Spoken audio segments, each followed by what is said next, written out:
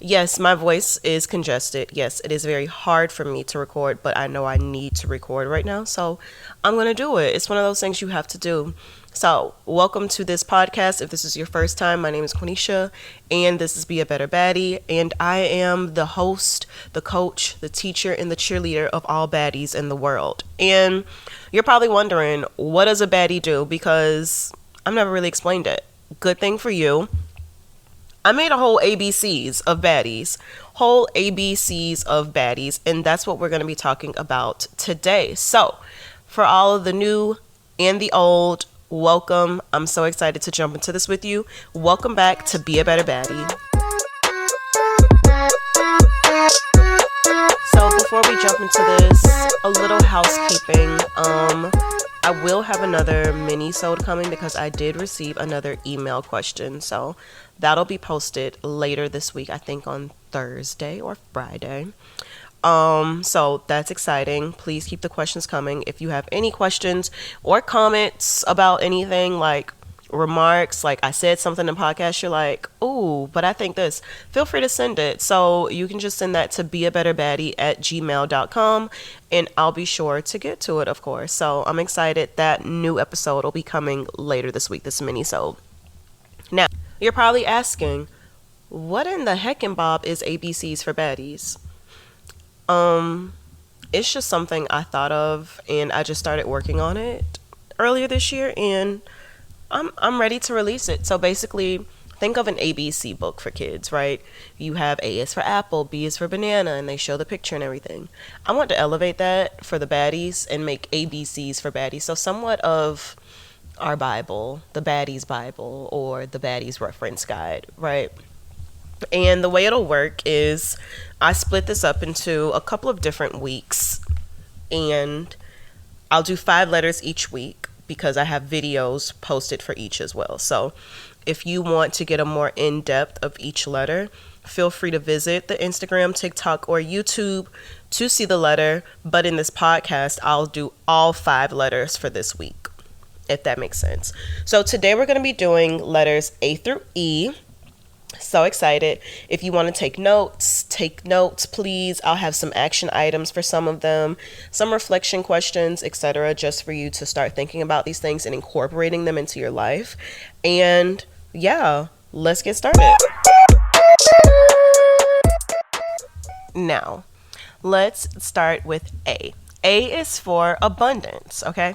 So this is a buzzword. I know it's a buzzword, but it's a good buzzword, okay? So basically, abundance is telling you there's enough of everything for everyone in the world. And I think a lot of women don't believe that. A lot of women don't exactly have that mindset. If you think about it, like this just came to my mind, like even the idea that there's not enough beauty for women. Like your beauty is going to eventually run out. Now, I did an episode a couple years ago about like women expiring at the age of 25 because like that was the age where like if you're not doing this, or like any woman over 25 is old, and that idea itself is crazy. But just that concept, side note attached to that, I've been watching Bad Girls Club a lot, and there's like 28-year-old women on Bad Girls Club, which Bad Girls Club was known for like 21, 22, but they had the 28-year-olds there. And the 28-year-olds were always called old. So they need to go settle down. They need to do something, but that's another story. But we're taught from a young age that there's not enough. There can only be one winner. You have to deal with the cards that are dealt with you. We need to focus on all that we lack to get more. And from my experience, I can tell you right now that that is false, right? So there is an abundance of resources. Everybody can win. You can grow and learn new skills. Like it's like even more than physical things. It's just literally adopting the mindset that there is more. This isn't it. You don't have to settle for what you were giving. And basically whatever you want, you can get it or do it. Now, I am not painting a picture of the American dream is real, and like if you want something, just go get it.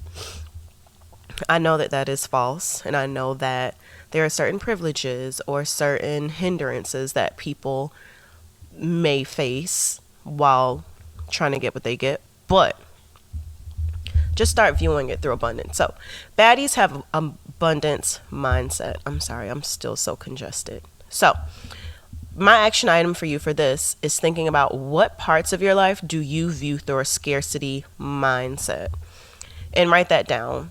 Write down those things. So, for instance, if you are staying with your boyfriend because even though you're incompatible, even though you guys are arguing, because I had this mindset before, like this is as good as it's gonna get, right? So I'm staying with my boyfriend because I feel like I won't find anyone else. Write that statement down. That's a scarcity mindset. Rewrite it to reflect an abundance mindset. So if I break up with my boyfriend, there are plenty of men that I can date, and I want to explore all my options so I can really solidify all my needs and wants in a partner. So it's just a simple mindset shift. You don't have to stay with him. You don't. You don't. Okay. B. B is for boundaries. I know what you're thinking, Quenisha.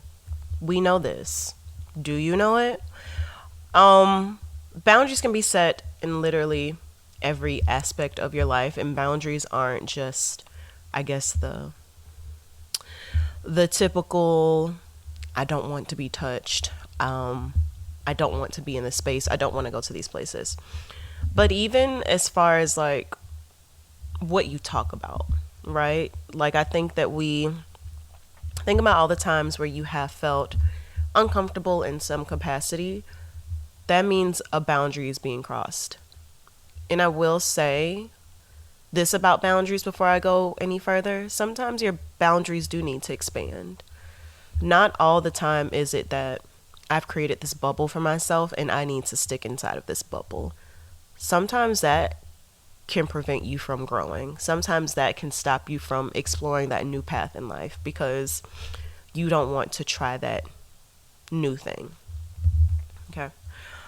Setting boundaries isn't a crime, as some people may make it seem. In fact, setting boundaries is a form of self-love and respect. And again, like, I think everything I say and anything that anyone says isn't truly black and white. There is nuance. Like I just stated earlier, like sometimes boundaries hold you back. You need to stop setting so many boundaries because you don't get to explore a new side of yourself or a new interest or a new person or a new city, just anything, right?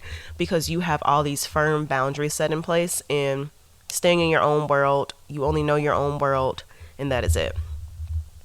Now, I'm talking about a clear violation of your boundaries. You have to reserve time and space for yourself to do the things that you want to do.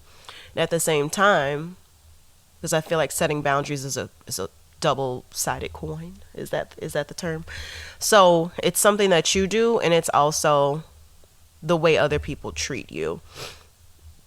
But you do need to teach other people how to treat you, and I'm not saying that as if you don't do this to me and it won't happen again. Not that, right? Just literally having a conversation with people. And I know so many people rather not have a boundary conversation because the aftermath of that conversation is truly unpredictable, right? So let's say that I am chilling, minding my own business. Someone comes to me and they're like, hey, like, can we talk about this situation that happened at work? Like, I'm really curious. And I'm like, I'm maxed out, sis. Like, I can't really talk about that right now. Like, I don't feel like talking about it, right? So all you have to say is, I don't really feel like talking about that right now. Like, can I decline? We can talk about it later, maybe. That person, if they understand, they would just say, okay, cool. Like, I don't think it has to be a thing. You don't have to force yourself to talk about things that you don't want to talk about. So I understand you may feel like that person may react like, like, but I want to talk about it. It's okay. It's okay, right? So it could result in a conflict with the person that you're setting a boundary with, because at that point I set a boundary, right? Like, I don't want to discuss this right now. That person could have perceived me as rude, or they could have even not taken me seriously, right? Like, I said, oh, I don't want to talk about it. They may start teasing me about it, like, oh, but I heard this and this, and I'm like, I don't want to talk about it. In my opinion, I think it's easier to create a boundary by sending a signal the first time somebody crosses it. But the most important thing for you to remember is that once you set a boundary, you cannot allow it to be crossed, because now you've lost your word. Not only to others, but most importantly, to yourself. So if you set that boundary that I don't really like to watch scary movies, and then you watch scary movies with the people you told you don't like to watch it, it could be that, hey, you learn you like scary movies actually, and you just like to watch them in group settings. Or it could be, you're not really scared. Like, we're going to force you to watch scary movies with us every time. Like, this is all we're going to watch. Scary movies. Like, bump you. You said you didn't like them, but you watched them. So it could go either way. It could go either way, right? Now, what I think one could do to learn how to set boundaries is use these phrases. So I've thought about a couple of phrases that one could use next time their boundaries are crossed. So you can set it as, I'm not interested. Yes, I'm going to that. You can't tell me how to feel. I can't make it. That wasn't funny. It was mean. I don't like talking about that. I'll respond to this today, and no. So all of those are phrases that you can use when someone's crossed your boundaries. Notice that none of these are very filled with conflict. It's literally saying, no, I don't like this. Yes, I like this. Yes, we can do this. No, I can't do this. But the most important thing is where that phrase comes from. So are you saying it from you, a place where you know this is what's best for you, or are you saying it to make other people comfortable? Okay. So that was B. Let's move on to letter C. Now, C is a favorite of mine. The company you keep. Take out the company you keep, okay? So we have all heard the saying that, and I think I did an episode on this a couple of months ago too, but C, the company you keep. We've all heard, like, you are the average of the 5 people you spend the most time with. Ideally, you surround yourself with people that have admirable traits, because that would encourage you to mirror those traits that you admire. You want the people around you to challenge you, support you, and especially when you're working towards goals, like, you need that positive energy around you. Like, you can bounce ideas off each other. They can help you with something, or you can help them with something, right? By spending time with people that you want to be around, or people that have the traits you want, or people that you admire, I think that you will find more success for yourself, whatever that may look like, right? So keeping the right people around you is just as important as distancing yourself from the wrong people. Like, think about when your parents, like when you were younger, they saw someone, they were like, you should not be friends with that person. They know. Now it's your turn to look at this person and say, I should not hang out with this person. You have to now do this, right? A couple years ago, one of my friends started making a spreadsheet of all of her connections and stuff. And then I also saw another TikTok a couple of days ago where someone made a full spreadsheet of, like, everyone they know, like, what their skills are, where they work, so that they could figure out how to use their network. I think that's a little too much, because I can't think of that much. But I think for this one, write down the 5 people that you are closest to and or spend the most time with. I love this activity when I did it. So write down the people you spend the most time with, or that you are closest to. Most likely those will be the same, but I don't know. And then write down what you admire the most about them, about each person. And then write down what you feel like you are lacking in your circle. So let's say that you are into investing, and you look at all your friend circle, right? All of the people you spend the most time with, and none of your friends are interested in investing or have that, or you just feel like, that part is lacking and you don't have anyone to have those conversations with. Find someone that you can connect with, find someone that you can incorporate that, find a group, maybe something like that. Keep the company around you as aligned with you as possible. All right, we are on to the letter D. D is for diet. No, I'm not using diet as in the foods you eat to lose weight, which is very important, right? But I'm saying your diet. Diet as in the kinds of food that you eat as a person. Okay. And the definition is the kinds of foods you eat as a person, animal, or community habitually eats. So I want you to just think about your diet, right? How does your diet make you feel? How does your diet make you think? How does it make you look?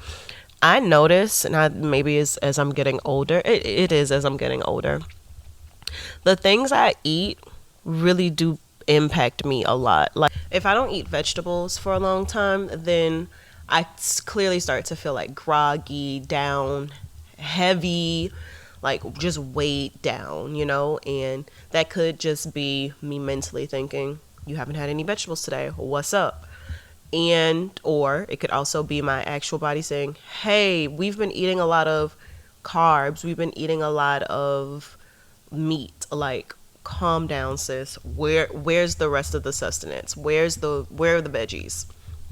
So being very cognizant of the things I put in my body has been very important, and a big thing I'm working on, especially honestly, if you're on TikTok long enough, you're gonna run across some little story about like how we're eating too much of this and what's really in this, like coffee creamer. I low-key don't want coffee creamer anymore. Like, I'm waiting until I run out of mine because I don't want to be wasteful, but I do want to make my own coffee creamer. That's my goal. But yeah, basically I'm at the place now where I can no longer eat or drink whatever I want with zero consequences. So when I do plan my meals for the week, like, I'm super intentional to make sure that they are nutritious, filling, and tasty, because I'm definitely not a chicken, broccoli, rice girl, but maybe curry chicken, broccoli, rice girl, because I need taste still. So I make sure that I do have a bunch of fruits, veggies, lean protein, grains. Diet ginger ale is a friend of mine. And any sweet I can find, really. So I know that my weakness is sweet, so I'm always trying to offset the amount of sweets that I eat, or the quality of the sweets that I eat, with more healthy food. So in terms of diet, I've learned that it's not about perfection, it's about balance, which has been a long term, well, not even long term, but I would say definitely in my early 20s when I first got into lifting and eating healthy. Like, it was all about perfection for me. I had my fitness pal, like, I had to have it, all my macros right for that day, or I was unhappy. Like, literally, I would just be drinking protein shakes just to hit my protein goal for the day, which low key I need to get back to that because it worked. But nonetheless, being just balanced. It's not about perfection for me anymore, because I'd rather have fun, go out to eat with my friends, go out to eat with my boyfriend and enjoy that, rather than worry about, should I eat this pasta? So everyone's diet is specific to their life, right? I'm not going to sit here and tell you what to eat because I am not a dietitian.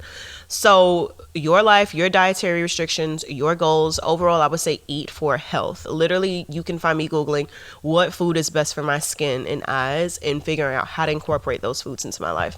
Side note, before I move on to our next and our last letter for today, Jello apparently is really good for you. And I looked this up. I saw it on TikTok. So think about, like, in nursing homes when they give old people Jello all the time. It's because Jello has collagen in it, which is, strengthening their bones, etc. you should eat Jello now because it strengthens your bones, and it has collagen in it for that skin. So I saw this lady who takes the powdered Jello and she adds it to her hot tea, so it sweetens it, and she's having collagen, and it's cheaper than whatever those collagen like supplements are, whatever is in there. But yes, D is for diet, and then E is for environmental detox. Again, another one of my favorite things. Literally, I don't know if this is ABCs for baddies or Quenisha's favorite things, but Quenisha is a baddie, so the two intertwine and they are synonymous. Now, intermittent environmental detox. Low-key minimalists are onto something, but I'll never be a minimalist. I won't be a minimalist like that, like what we see in the media. But the less clutter you have, the more at peace you feel. And I mean clutter in every sense of the word. I've talked about cluttering and decluttering multiple times here. Like, check my stats. I'm talking about cluttering. So I'm talking about cluttering your cabinets, cluttering your thoughts, cluttering your inbox, cluttering your relationships, cluttering your brain, clutter in your social activities, clutter everywhere. Clutter exhausts you and hinders you. One of my coworkers, she taught me this word, essentialism. And I haven't looked too deeply into it, but like from her explaining it to me, it just came to my mind, like you having the things that are essential, doing the things that are essential. So literally cutting out all the extra fluff that doesn't serve you or just doesn't do anything for you. And I think we hold on to so much, and all of that stuff does not serve us, right? So whenever I do feel stuck, or I feel like I can't make the next move I need to, or if I feel distracted, I will start to declutter because I can't do it. I mean, also, just like doing simple things, like if I'm working somewhere, or like right now, for instance, I'm sitting in my living room recording this. I had to clean up my living room first before I sat in here because I wouldn't be able to focus on this. Now, that may be something different, but I had to detox my environment before I actually started working on it. So I did feel like my best self, especially because I'm sick right now. So it's even hard for me to talk as much as I've been doing in this podcast, and knowing I still need to record things. So that really gave me the extra boost I needed. So if you feel like you are feeling clutter in any aspect of your life, physically, mentally, emotionally, anywhere, take the time to figure out where you are cluttered and declutter it. Keep in mind, everybody's process is different. And I feel like I always need to say this. Everybody's process is different. Some people could sit down, get it done. But me, I feel like when there's a hindrance, I'm being blocked, I need to detox something. So the inbox in my email, clean it out. Like, I delete all the emails that I need to when I feel like this is getting too much. And I'm definitely not a girl that keeps her inbox at like 1 to 2 emails, right? It's just like, oh, there's 2,000 emails in here. I know I'm not going to read them. They're all ads. Like, let me go through and delete them. Just little things like that. And if you want more on this, you can go back and listen to my episode about this, which I will link below in the show notes as well. So there you have it. We have the first 5 letters of ABCs for baddies. I hope that you guys took notes. Make sure that you do follow me on my social media so you can catch these videos every day to help you incorporate it for that day. So Monday, we're doing A is for abundance. Like, think about how you can incorporate abundance in that day. B, C, D, E, and so on and so on. So I will see you guys in the next one. All the links you need are in the show notes below. And I will see you and talk to you later. Bye.